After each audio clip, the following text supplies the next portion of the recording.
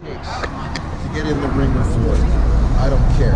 He's now 32-0, and he's not having any part of an exhibition. Floyd says it is, because they'll tell Floyd whatever to get into the ring. This, in no way, shape, or form, is an exhibition at all. Second of all, when they're paying Floyd $90 million to show up, they can do what they want. This, and I don't care if you have the contract, because if you're a foreign citizen outside that country, your laws aren't recognized. Second of all, enforce a legal contract that's not in your country. So this is an entire different ballgame completely. The Rising Federation, Fighting Federation, like we've never heard of them, have we? Ever. So since we've never heard of these people, it's kind of weird that you're going to expect them to deliver on the money. Well, Floyd's going to be in for a surprise. Now, speaking of surprises and the money, does Floyd need this money from this fight? Or, like, what's his story? That's a great question. Of $1.1 billion, people go, how much does Floyd have left? Let's say he had $200 million left.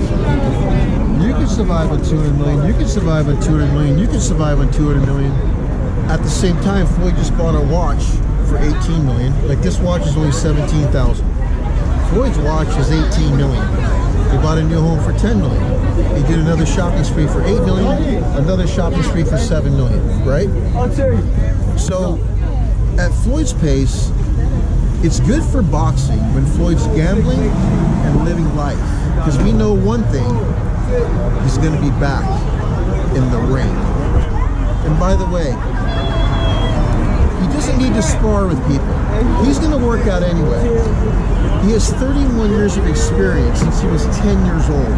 That's the problem the fighter's going to have. So if he's going to work out, he may as well work out for an hour in a ring with somebody and make $500 to $600 million. Yeah, why not? I mean, money's money, right? Right. So people like Nate Jones, people around him who have never accomplished anything, trying to tell Floyd how to live his life. If you listen to them, they're good people.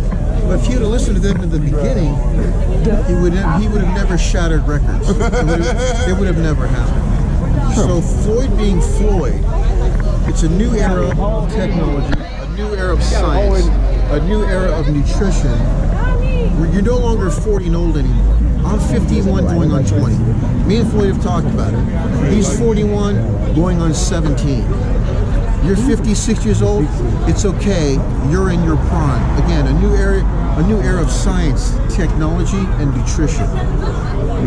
That's the facts. That's true. So now I gotta ask about one other thing here regarding Floyd. Now, Khabib has said that he's gonna fight or box Floyd after his UFC contract expires. What's the latest on the Khabib-Floyd situation? Well, if he's banned from UFC, he may as well, and I told you this months ago, I predicted it, I said it, it's on my Instagram.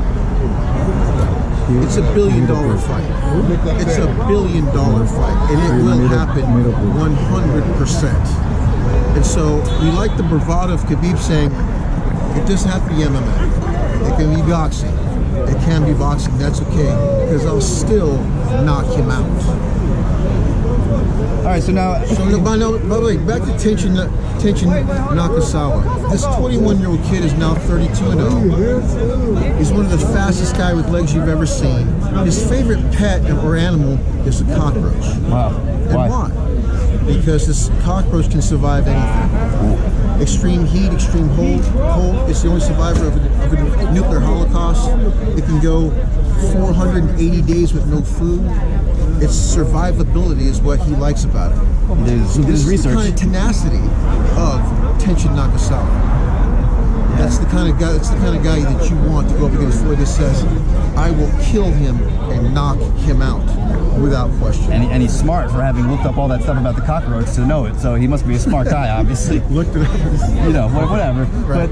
But now I have to ask you. Recently we lost Stan Lee. And he was the creator of Iron Man. Now you, Keith, are the real Iron Man. So I know there's a little bit of a correlation there. So we want to tell us like how you became the real Iron Man? Sure. In 1971 or 72, I bought my first comic book when I was 5 years old, The Invincible Iron Man. And Now, the characters like Superman, he's Clark Kent, but he has no issues. He's Clark, but he's mainly in this as Superman in the suit. He's unstoppable, right? Superman. Batman's a billionaire for Gotham City. When he puts the suit on, he's unstoppable, correct?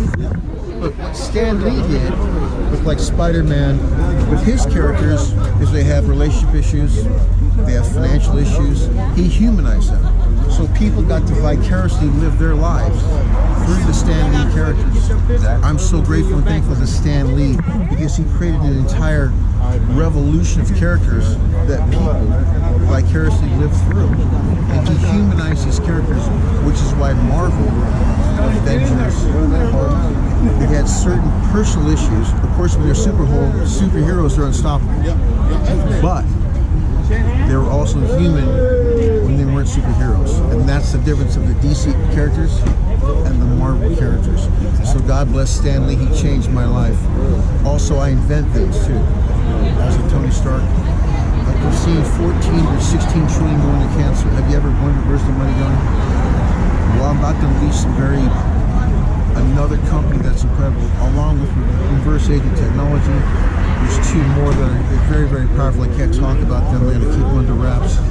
But I became the real Iron Man. Also, in the comic books, the superheroes are muscular.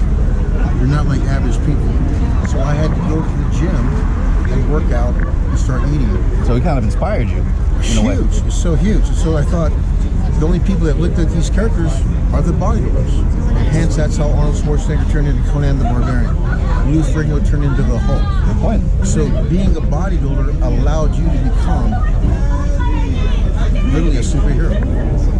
And we have Stan Lee to thank for the real Iron Man, Keith Middlebrook. So Stan Lee was incredible. He's awesome. He's incredible. That's great, man. Well, Keith, we really appreciate your time. It's good talking to you guys. Thank you very much, man. You have a great night. All right, guys. All right, bye. How did that come out?